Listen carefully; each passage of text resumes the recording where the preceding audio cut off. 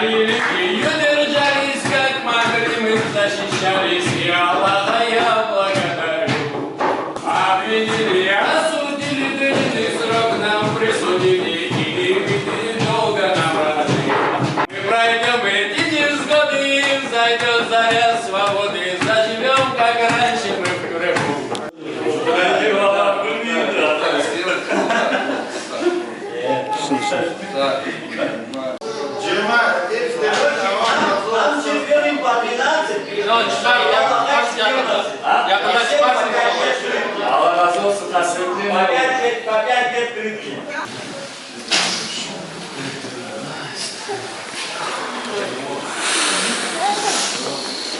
Пусть каждый, кто причастен, будет проклят в этом суде. Ни за что 12 лет дали. Всем нашим подзащитным суд приговорил наших подзащитных к 12 годам, кроме Адилова. Адилова 14 годам колонии строгого режима. Плюс 5 лет первые наши подзащитные должны провести в тюрьме. Хочу напомнить, что тюрьма это даже считается жестче условия, чем колонии строгого режима. Вот теперь 5 лет тюрьмы первые должны они провести вот в таких условиях. А так 12 лет строгого режима четверым, а Адилову 14 лет колонии строгого режима. Ожидаемый приговор, мы как бы иллюзий за эти 8 лет абсолютно не питаем. Все уже мы говорим и еще раз повторяем, что эти сроки, они абсолютно незаконные, которые строятся на показаниях так называемых скрытых свидетелей, которые в свою очередь являются агентами ФСБ. И все обвинение строится на том, о чем говорили эти люди, только на том, что они обсуждали религию, политику, жизнь своего народа в Крыму, быть может там какие-то перспективы и так далее. То есть вот на разговорах, которые велись в частных домах и так далее, об этом мы постоянно говорим, и этот приговор является не исключением, да, по этому уголовному делу. Это политзаключенные. Мы все надеемся, что, конечно же, они столько сидеть не будут и выйдут в скором будущем, что справедливость восторжествует. Никто из них не сломался за эти тяжкие годы испытаний. Они почти уже 3,5 года находятся в условиях невыносимых следственных изоляторов. Это и люди преклонного возраста, ну и молодые ребята. Вот. Есть те, там, кого там пытались сломать, стреляли там и так далее, вот как с Раимом Айвазовым в этой большой группе.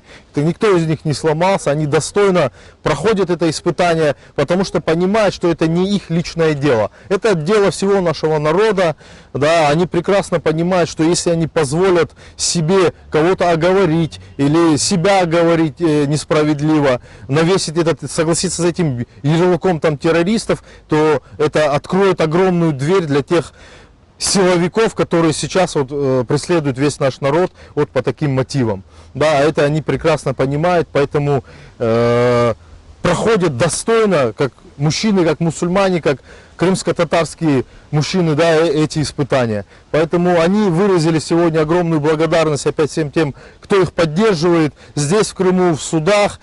Я не знаю, по всему миру, да, все их признали, все адекватные страны, организации, которые видят, что происходит, признали их политзаключенными. Среди них есть и лауреаты там различных премий и так далее, да, и гражданские журналисты, активисты, волонтеры. То есть вот под эгидой этой борьбы с терроризмом на самом деле Россия не пресекает деятельность каких-то террористов, да, а на самом деле она пресекает деятельность правозащитников, волонтеров, религиозных деятелей, гражданских журналистов и так далее. Вот такая перспектива, то есть такой каток уже мы испытываем на протяжении уже почти 9 лет. Эти сроки, которые сегодня дал Ростовский суд, он не сломил ни наших мужей, ни нас.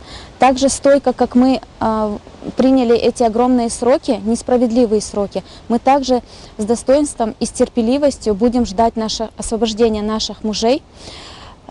И также стойко их встретим, потому что эти сроки и этот приговор, он не последний. Последнее слово, иншаллах, за Всевышним. Наши мужья выступили с сильными мыслями в своих последних словах перед вердиктом, в которых они защищали не себя, а весь народ, его идентичность, культуру, мировоззрение, защищали право свободно и спокойно жить на своей земле. И ни разу в своих словах они не просили о помиловании и не взывали к жалости, потому что невиновны. С каждым новым актом давления мы убеждаемся в правильности выбранного нами пути мирного сопротивления, где оружием является правда, единство и вера. За все эти 3 года не было ни одного единого доказательства причастности наших мужей, наших соотечественников к какому-то преступлению. Единственное, за что всегда цеплялось гособвинение, это разговоры на религиозную тематику. Выдавая сегодня такие большие сроки, наши мужья, они не отчаивались, а приняли это все достойно.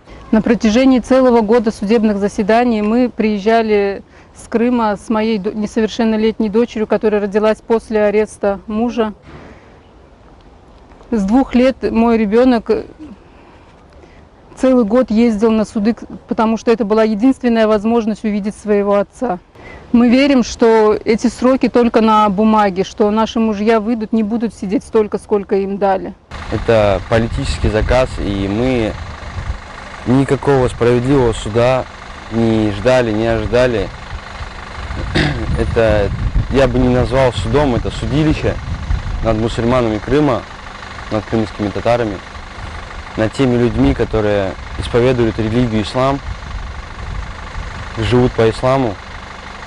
И никому они никогда не делали плохого. Они помогали людям, которые нуждались в помощи, делали все от себя зависящее, бросали все свои дела и шли на помощь людям. Но, к сожалению, таких людей в сегодняшних реалиях сажают на такие сроки, бешеные сроки. Это несправедливые обвинения, с которыми мы никогда не согласимся. И дальше будем бороться, дальше будем вести свою мирную борьбу, как и раньше.